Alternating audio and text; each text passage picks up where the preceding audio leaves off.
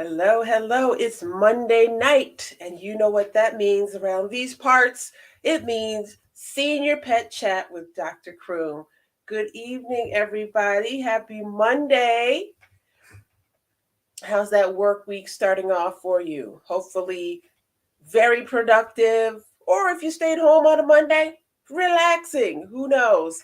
But I definitely had a busy day.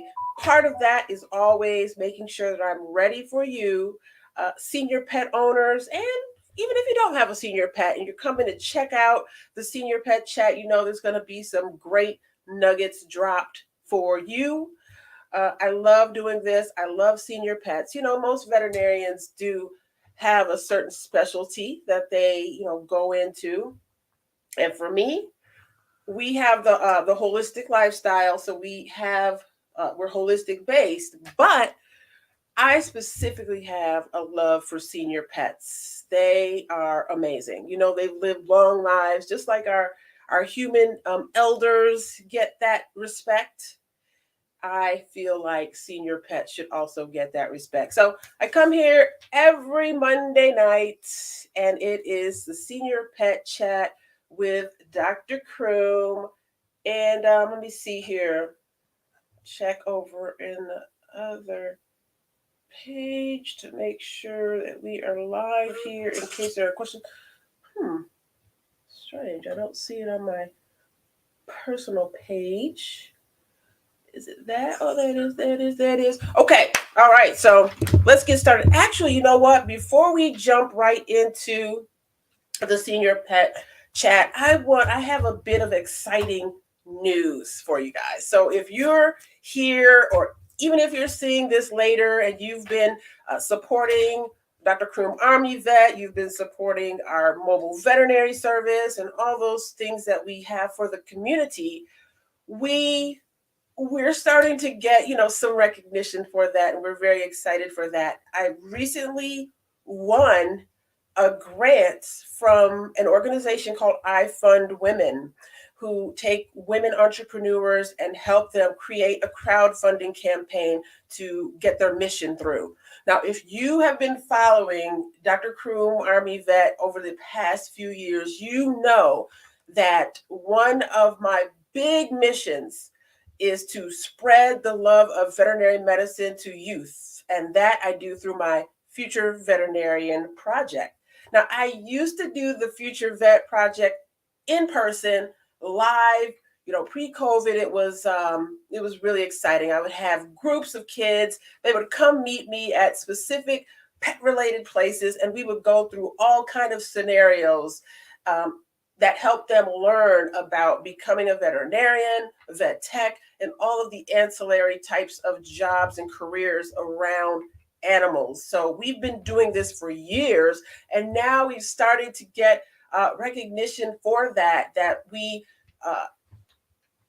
people understand that this is something that kids need. They need pre-veterinary courses to be included in career classes, career courses. A lot of times those are required for students, and I haven't really seen pre-veterinary stuff in there. So we're not going to worry about that because now I've come with the solution. I just wanted you to know that soon you'll be seeing some information about my crowdfunding for the Future Veterinarian Project. And I'll tell you more about it when I do my official launch. But I just wanted to let you know, for those of you who are jumping in here with me, to know that that is coming up. We're raising funds to help more kids get one-on-one mentorship from veterinarians, like myself. Even just today, I had a young lady, reach out to me to say, Dr. Croom, so-and-so told me about this, and, you're doing this. Can we talk? And I would love to do that with every single, student that comes through. And oftentimes I do, I'll reach back out to her. But what about the other veterinarians who also want to do mentorship, but maybe they just haven't found the time because we are super busy, 43 million dogs were bought or adopted during like 2021. So we veterinarians, we are out there working hard, working long hours. And so, but we also love to give back and mentor. If a student's like, hey, can I, come shadow you or watch what you're doing? Well, of course, we're going to be like, sure, even if we almost even if we can't, even if we don't necessarily have the bandwidth to do that based on everything else, we always want to give back. This program that I'm coming to with you is the Future Veterinarian Project. Keep that in your mind, because when you see it, you'll have an opportunity to help those students and help us to help those students. So very excited. So let me get into what we're talking about tonight.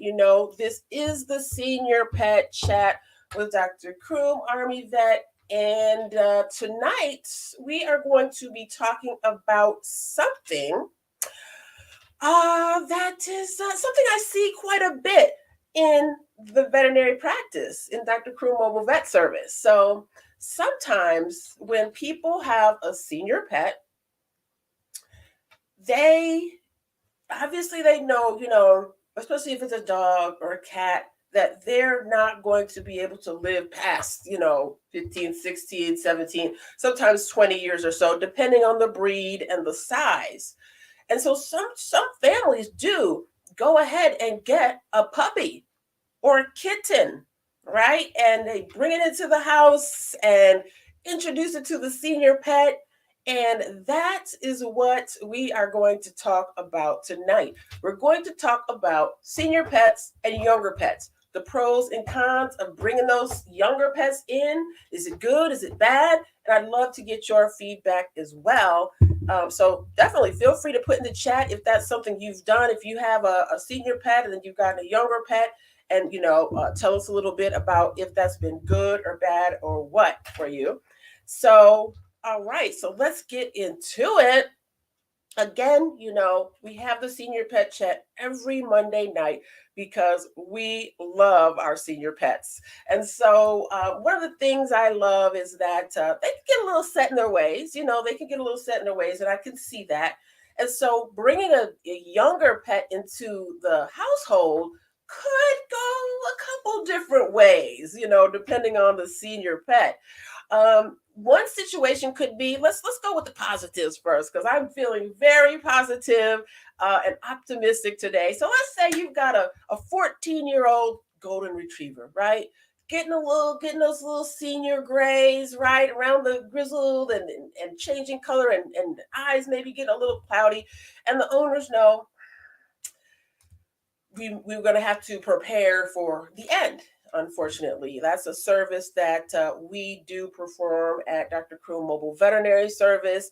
It's our last wishes service, and it's sad. It's tough.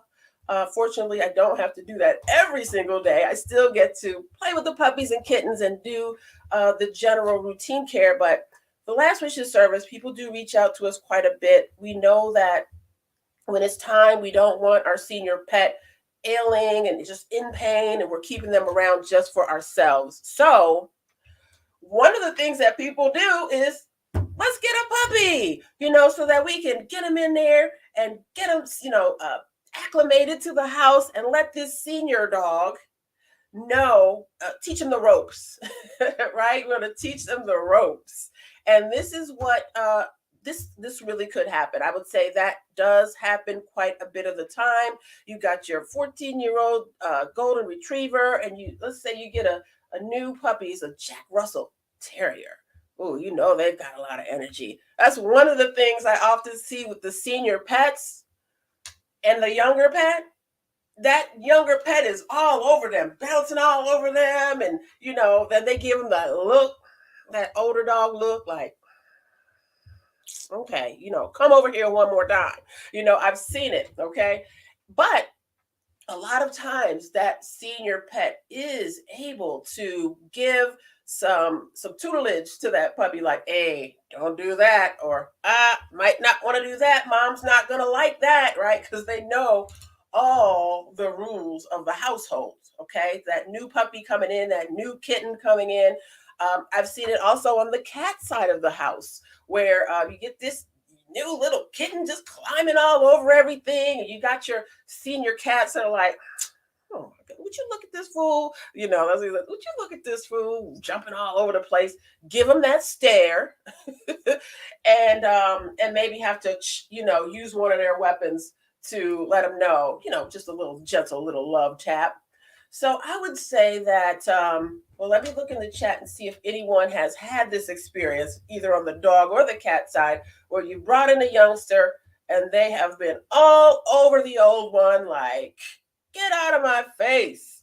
Um, so let me see. We've got a question here. Okay. You've got a question about, okay, Kelly. Good to see you tonight, Kelly Mallory. So you said with Lily being a senior dog, it is dangerous bringing another pet into the family because she's a former law enforcement dog. Now, see, this is why, you know, you come to us as veterinary professionals and get a consultation from us, because every situation is different. Every situation is different. So, you know, if you have a former law enforcement dog and they've been taught to do a certain thing or taught to deal with other dogs a certain way, you know, bringing a puppy in may or may not be the best situation for you, Kelly. But some of the gruffest, you know, drug dogs out there just love a puppy up under them, you know, can cuddle and snuggle with them and allow them to not have to be working all the time. Okay. Hi, Imani Jenkins. Good to see you, young lady. Let's see if we have any questions over here on this side of the house. A couple comments here. Hello, Robert. Hi there, Mr. Williams. And we've also got a couple other folks that doesn't show who, but great to see you here tonight. We are talking about senior pets and younger pets. Should we bring them in? Should we not? Now, I think I see at least one breeder on the line where that question probably, that doesn't even come up. There's going to be older dogs and younger dogs together. Although I know sometimes breeders do either give or sell some of their older dogs to good homes when they're out of the breeding, you know, realm. So that could be a little different in your situation, Mr. Williams. But a lot of positives, I would say, to potentially bringing in a younger pet into a senior pet household. The stress levels. Sometimes the stress levels could go up or down. Okay, initially the stress levels for that senior pet might go up. Okay, you're bringing in this younger pet and they're, like I said, probably like testing the waters, you know, sticking their paws into things and getting into trouble. And so initially that older pet might be like, you know, and the stress levels might go up a little bit. But in a lot of those situations, that stress level comes down when that senior pet sees that they are still the alpha, right? you as the owner are essentially the alpha, and you want to still treat that senior pet, you want to kind of give them precedence still, right? If you're feeding and you don't want to start all of a sudden now you're feeding the puppy first, that's wrong. So you want to keep, you as the alpha need to keep the situation together, whether it's a dog, whether it's a cat. That's mostly what I've dealt with, although I'm sure if we get into some other breeds, it could be different too. Even on the reptile side of the house, would you put a youngster in with an older reptile? I don't know. I know we've got a reptile expert on the line. Let me know what you think if you have any thoughts about that. Moving on, there can be some negative aspects to senior pets and bringing in younger pets. One thing, a lot of times, especially with cats, but also dogs, you need to sometimes quarantine them. Sometimes if you've gotten a kitten or a puppy before it's been fully vaccinated, you want to make sure that they're separated so that the older dog doesn't give anything to the younger dog. And actually, you want to make sure that the older dog doesn't get anything from the younger dog as well, since a lot of times senior pets do have a little slight their immune lowered. All right. So bringing a new animal, especially if it was adopted and you got it from the SPCA or something like that, They could have some germs on them. And I say germs because a lot of times viruses and other bacteria are very hardy, very hardy. And even after a washing, right? You say, "Oh, I'm getting them from the shelter. Let me give them a good bath and make sure," they can still potentially harbor certain uh, bugs that could stick around and come into the new environment. So we want to be very careful when introducing a younger pet into the new community, that you make sure you consult with a vet and get those times together. Make sure you're not passing on any bugs from the younger to the older or vice versa. Okay. Let's see. We don't have any comments in the chat just now. Okay. Boom. So let's move on. So stress levels go up, then they can come down. But in some situations, the stress levels might go up and never come down. Okay. They just may not get along. I know a lot of times with dogs, you can kind of introduce them and see if it works. I know at the shelter they do that, where you can go and maybe take your pet in and see if they get along before you do all the stuff. And that's definitely a good idea than just throwing them in together and hoping that it works. And then sometimes having to give away, the puppy or kitten that you've just gotten, or, thinking something else as far as that senior pet, which we won't go there, but you just want to be very careful before doing that introduction. You want to have them be introduced before it's like in the house. That senior pet that's been there in the house, that's their house. Okay. So you want to make sure you know that, realize that, and have that, respect for that senior pet before you do it. Let's see. We got a comment over here from our reptile expert, Robert Crazy Air Holmes. It's very enriching for communal animals to have older and younger. But with reptiles, you'll want to have plenty of hiding places if fights do happen. Ah, yes, yes. That is a very great. Thank you, Mr. Holmes. I appreciate that. That is so smart. Having the hiding places for those reptiles. And really, if you extrapolate that over into the furry side of the house, having hiding places for the pets is a good idea too, whether it's their crate, right? The new puppy might have come with a new crate, and you want that crate to be a haven for the puppy. Okay. And so just like Mr. Holmes said, if the reptiles need those little nooks and crannies to go in, like they're fighting, like, okay, you know what? I'm backing up. I'll be over here. White flag. I'm good. And so your animals are going to need that too. Okay. Sometimes, depending on how rambunctious this new pet is, they could just totally come in and overpower that senior pet. And, it might seem funny, right? At first, like, ha ha ha, puppy's getting all over him, and the senior pet is backing away or something like that. Not cool. You got to be in control of that situation and make sure those kinds of things don't happen. Now, some things you don't have control over. We don't have control over as the humans, right? And they're going to have their little conversations in their different ways. But we definitely have to know that we are overarching, people who can keep the situation safe and make sure everyone comes out of this alive. Let's see. Okay. So with the reptiles, Robert said you want to be able to break that line of sight. Sometimes that's all it takes. Like, okay, boop, and I can't see you, so I've forgot about that. Next time I see you, it's like, oh, hey, who are you? Okay, I totally forgotten about it. Unlike us humans, animals don't typically hold too much of a grudge. So it's a really good thing to have those hiding places for your pets. Okay, I know a lot of times cat owners will have little shelves on the wall and different places, and so that cat can just skitter right up there and feel safe while the kitten is like doing its thing. Okay. Let's see. Any comments in the chat? Okay.